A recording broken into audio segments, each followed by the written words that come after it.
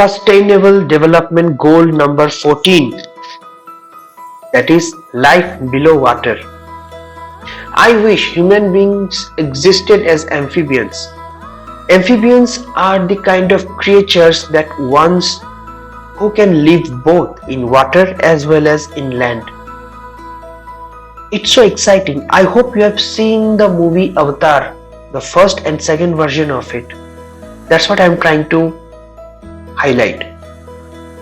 The world below water is far more rich, colorful, and soothing than the life above water.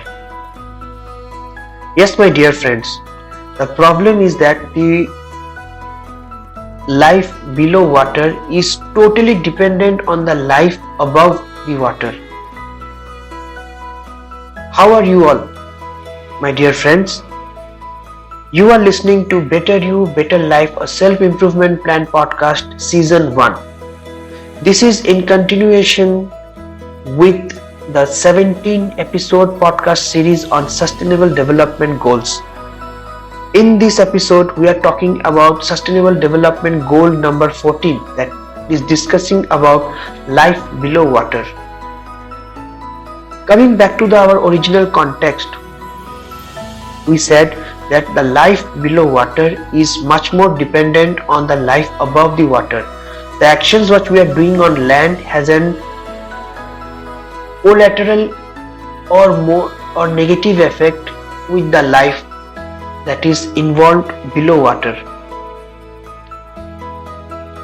Let us try to visualize a world where individuals like Maria, a young marine conservationist, strive to protect life below water.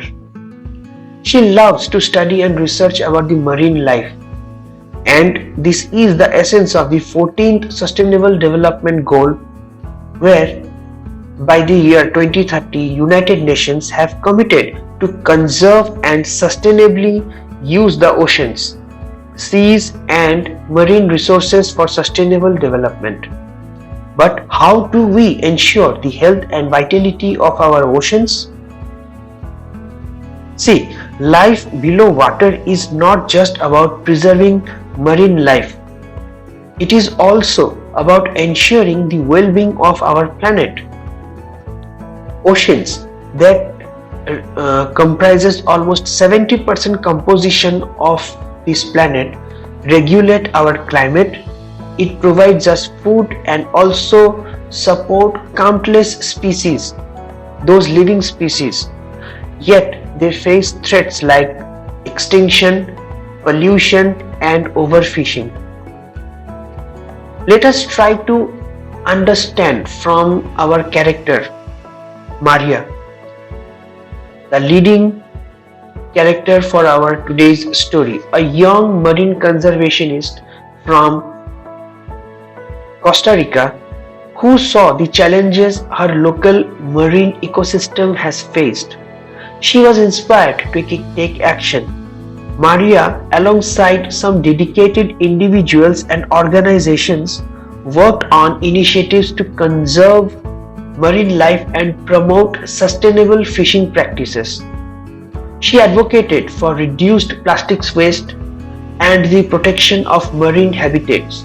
She worked specifically on restoring the eggs of marine turtles that comes to lay eggs on a nearby coastline on a particular season. Maria's efforts led to a healthier marine ecosystem of her locality, securing the livelihoods of coastal communities and preserving ocean biodiversity at her native. You see, youth as ocean stewards, as young advocates for life below water, their actions can protect our oceans. Let us try to support organizations and initiatives working to conserve marine resources. Advocate for sustainable fishing.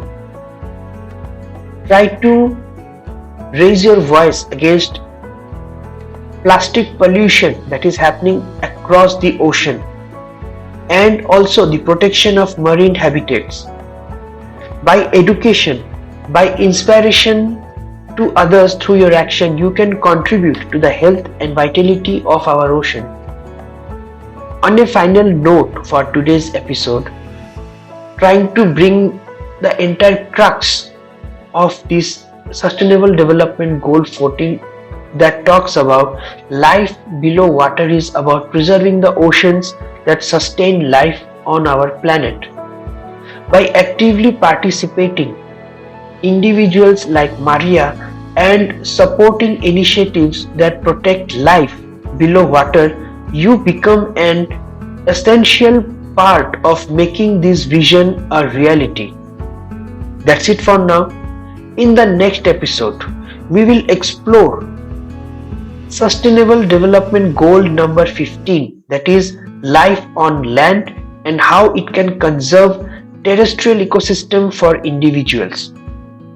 We will try to learn about the importance of land conservation and what you can do to support this vital goal.